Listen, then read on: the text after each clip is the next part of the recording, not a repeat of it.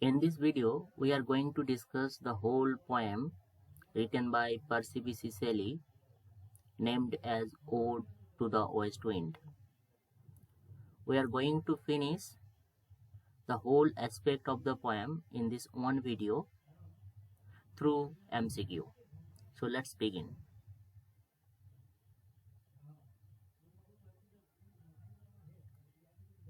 First question, what does the West Wind symbolize? Death or decay, destruction and renewal, stagnation and peace, love and happiness.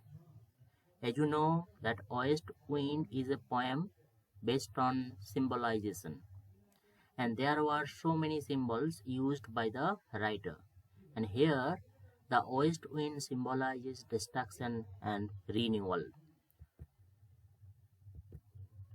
The West Wind destroys dead leaves but also spreads seeds for rebirth, symbolizing change, revolution and transformation. Which season is primarily depicted in the poem? Spring, summer, autumn or winter? So our correct answer of this question will be autumn. The poem describes falling leaves, approaching storms and winter's arrival, all linked to autumn as a time of transition. What does the speaker compare the dead leaves to? Ghosts, birds, soldiers or flowers? Correct option of this question will be option A, ghost. Why? The leaves are described as ghosts from the enchanter fleeing, emphasizing their lifeless, airy movement in the wind. What role does the west wind play in relation to seeds? It burns them, it buries them to germinate in spring, it destroys them completely, it turns them into dust. So our correct option of this question will be option B. The west wind carries seed which lie dormant during winter and sprout in spring, highlighting the cycle of death and rebirth. Next, which figure of speech is used in destroyer and preserver? Metaphor, paradox, hyperbole or simile? So correct answer of this question will be paradox. Why paradox? The west wind destroys dead leaves but also preserves life by spreading seeds, making it both a destroyer and a preserver. These are the two opposite contradictory words. That's why it is a example of paradox. What is the west wind compared to in the second stanza? A chariot, a river, a lion, a bird. So correct option will be option A, a chariot. The west wind is depicted as carrying storm clouds across the sky like a chariot of destruction. 7. What is the dirge of dying year? The sound of rustling leaves, the howling wind, the chirping of birds, the freezing of river. And the correct option will be option B, the howling wind. The west wind's howling is compared to a funeral song, dirge, signifying the end of the year. Which body of water does the west wind awaken? The Pacific Ocean, the Mediterranean Sea, the Indian Ocean, the Red Sea. And the correct option will be option B, the Mediterranean Sea. The poem describes the Mediterranean Sea as being woken by its summer slumber by the force of the wind. What does the wind cause the sea plants to do? Grow taller, tremble and shed their leaves, become colorful, turn to stone. And correct option will be tremble and shed their leaves. The force of west wind affects even the underwater vegetation, making it shake and lose its leaves. What does the speaker wish he could become? A bird, a wave, a leaf, or a cloud? Correct option will be a wave, a leaf, or a cloud. The speaker longs to be carried freely by the wind like natural elements. What does I fall upon the thorns of life suggest? The speaker is physically hurt. The speaker is in deep sorrow. The speaker is celebrating life. The speaker is lost in a forest. And the correct option will be option B. The speaker is in deep sorrow. The thorns of life metaphorically represent suffering, showing the speaker's emotional pain. What does the speaker ask the wind to make him? A mountain, a lion, a warrior, a bird. So the correct option will be B. The speaker wants the wind to play him like an instrument, like lyre, inspiring his poetry. What is the final hopeful line? Nature is eternal and free. If winter comes, can spring be far behind? The west wind will resign forever, rain forever. All things must come to an end. So the correct option of this question will be option B. If winter comes, can spring be far behind? It is a rhetorical question.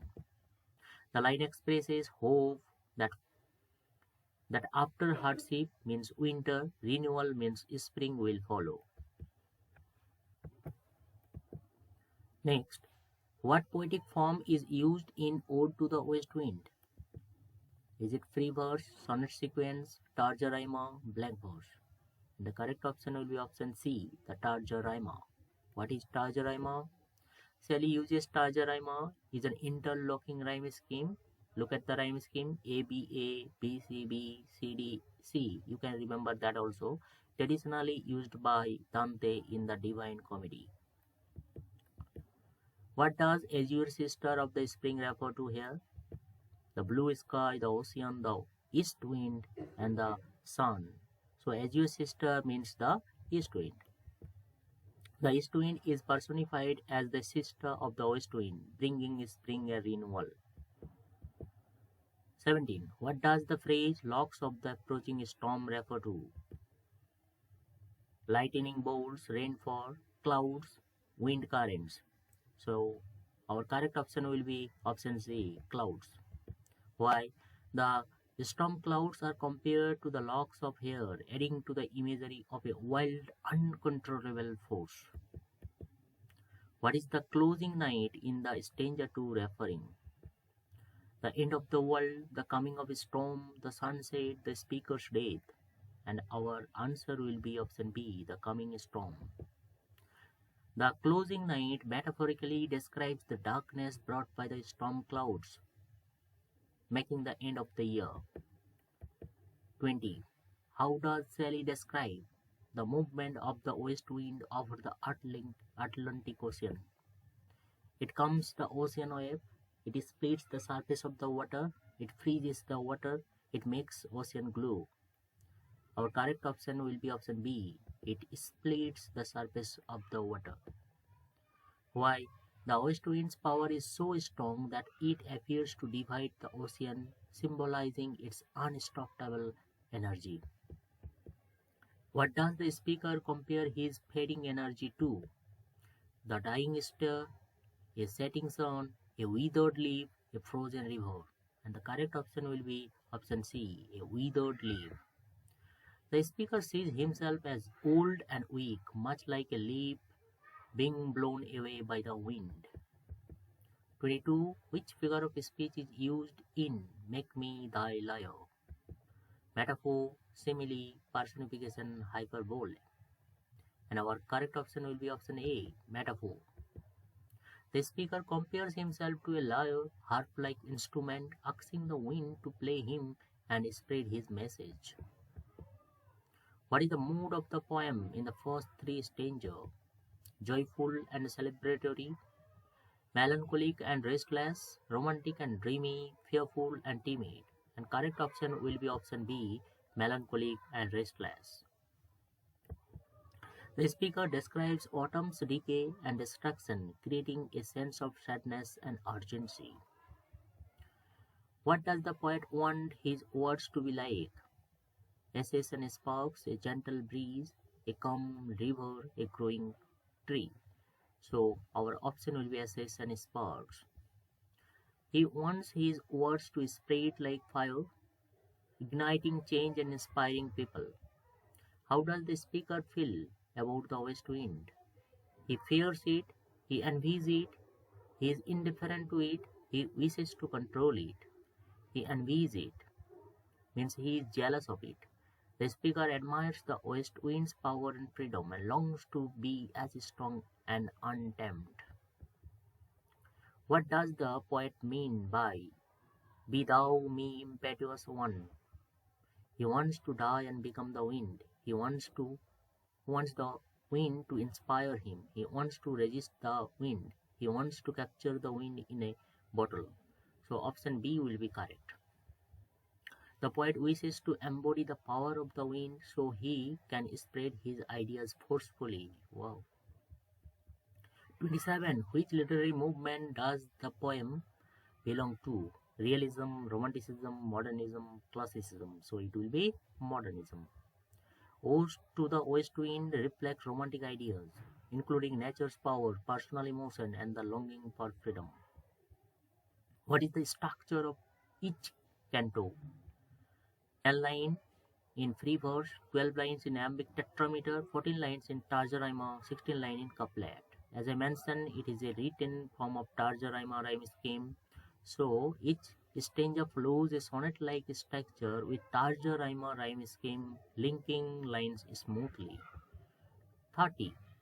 What event in Shelley's life influenced his poem?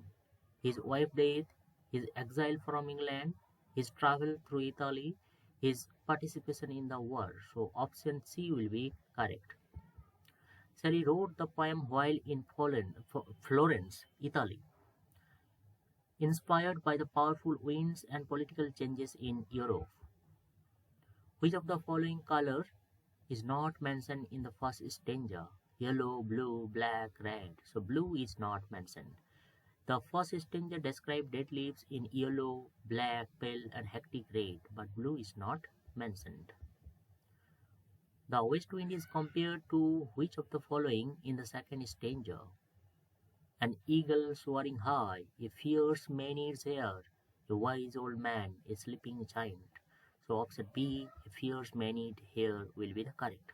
The west wind motion is like to be the wild flying hair of a man-eat. If a fangite woman, follower of Dionysius in Greek mythology, emphasizing its uncontrollable energy. What does the poet see in the Mediterranean waters? The reflection of the moon, ancient palace and towers, storm and shipwrecks, his own sorrow. So option B will be the correct.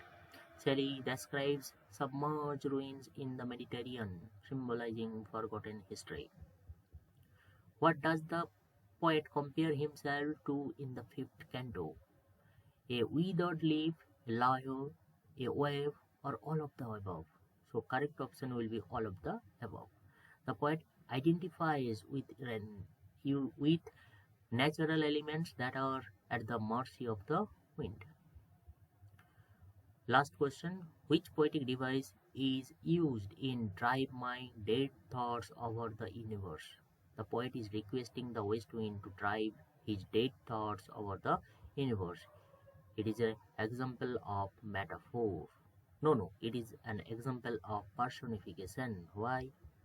The poet treats thoughts as if they are physical objects that the west wind can carry. Okay, thank you.